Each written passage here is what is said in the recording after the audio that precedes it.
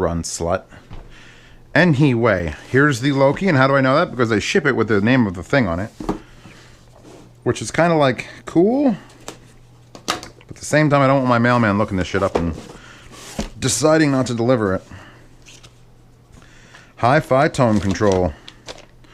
Pippity-poppity poop. Poop, poop, pip-pop, pippity-poop. I will keep that box. I have all these boxes I have to keep. This is... I should have thrown this in that box.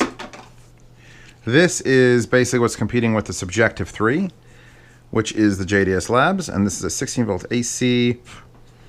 Does it say 16 volt AC on the back of this? It does. So, that should work with most shit items. And all this is input, output, power switch, power plug, and then you get bypass or active. Bypass is down, active is up. And you get not 1, not 2, not 3, but 3 plus or 4. That's what 3 plus is for. Tone control. So you get sub bass. I'm assuming that's sub bass. So you have little pictures showing where on the graph it's going. Treble's up here. Then they got like high mid range, low mid range, and then bass. Wow, that really... I've never felt a detent pop in place like this one does. My only concern is that there's 4 knobs and they're so close together.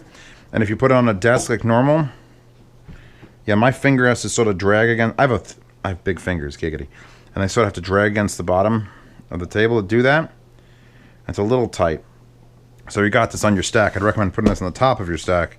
It's a little bit easier to... Again, the indicators are bad. Shit always has bad indicators. It's got a notch there. But, I mean, depending on the light, how it's looking... They pre-attach the rubber feet now. That's nice. Yeah, that is a real, like... I've never, like... Fuck. That's severe. That's severe. So that's that. And then on the same vein as... Oh, I already did that review. Didn't I do that review? I've actually released that review today. If you want to time how long it takes for these unboxings to come out. I released the JDS Atom and Liquid Spark... review today. Geshelli Labs. I wanted to do that cool. Hold on, let me try this again. Geshelli Labs. I'm not returning this. I can throw this box away. Finally got back to me with their Archel Pro. Archel 2. Their amplifier. The one that's going to compete with the Liquid Spark and the JDS Labs Atom and the shit Magni 3. Did they give me the power supply this time? Yes. Because I didn't have the power supply last time.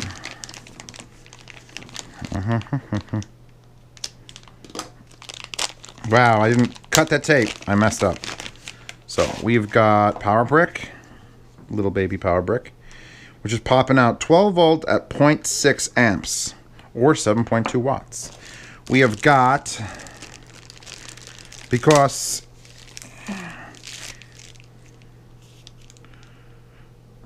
So they give you a 1/4 inch to 3.5 millimeter soft adapter, which is nice. But that would only matter if the amp itself was 3.5 millimeter. And I'm pretty sure the amp...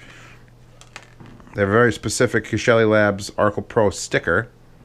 Nice. Nice.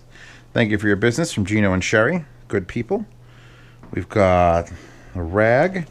They sent me back the purple one, thankfully. Look, actual instructions. Unlike other things that don't come with any fucking instructions. Well, that came with instructions, but...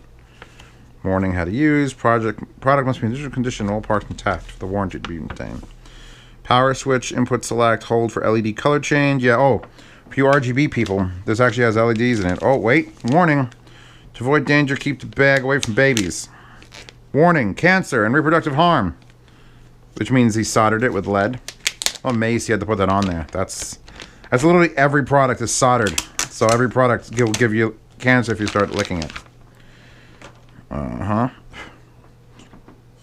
Yeah, it's a 1/4 inch output for the headphones.